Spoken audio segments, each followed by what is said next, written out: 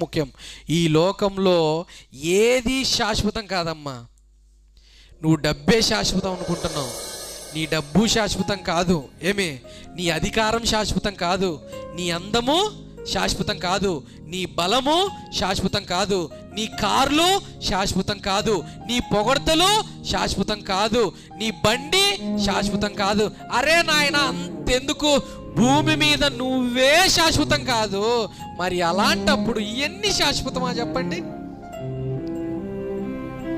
అసలు ఇవే అసలు శాశ్వతం కాదు. నువ్వు భూమి మీద ఉంటావనే శాశ్వతం ఉందా? లేదే.